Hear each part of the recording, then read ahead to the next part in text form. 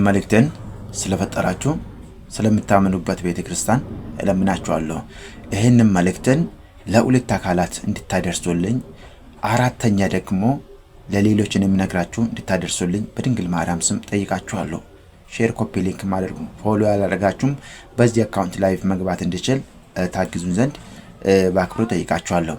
አንድም ቪዲዮዬን ለብፁዕ አቡነ ሳዊሮስ እንድታደርሱልኝ ጠይቃችኋለሁ። ሁለተኛ ለብፁዕ አቡነ ገብርኤል እንድታደርሱልኝ ጠይቃችኋለሁ።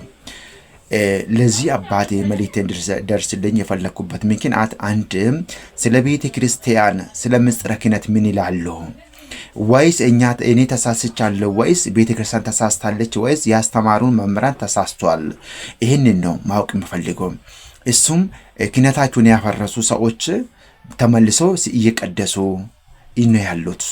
አንድም ካህን ያልሆነ ሰው ምስጢረ ክህነት የመጀመሪያ ክህነት ያሌለው ሰው ካህኑ ነው እየተሾመ ነው።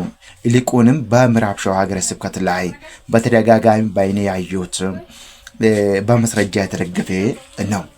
እና ምን ልላችሁ ፈልጌ ነው፣ ብፁዕ አባታችን አቡነ ሳዊሮስ የጠቅላይ ቤተ ክህነት ዋና ስራ አስኪያጅ የሆኑ በእነሱ ስር የሚተዳደር ቤተክርስቲያን ስለ ምስጢረ ክህነት ምን ይላሉ፣ ቤተክርስቲያን ምን ትላለች የሚለውን እሳቸው ጋር እንዲደርስልን፣ እሱም በገብረ ሥላሴ ቤተክርስቲያን ላይ የተጫወቱ አሉ ወጣቶች እና በምእመናን ላይ የሚጫወቱ ጨዋታ እንዴት ይመለከታሉ ነው።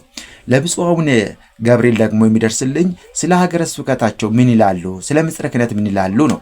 ይህ ብቻ አይደለም ክርስቲያኖች፣ ምንም ካህን ያልሆነ ከሚገርም አስተዳዳሪ ሆኖ ተሾሟል ብላችሁ ታምኑኛላችሁ? ምንም ክህነት ዲያቆንም አይደለም ካህንም አይደለም ምንም አይደለም፣ ግን ቤተክርስቲያን እያስተዳደረ ነው ብላችሁ ታምኑኛላችሁ?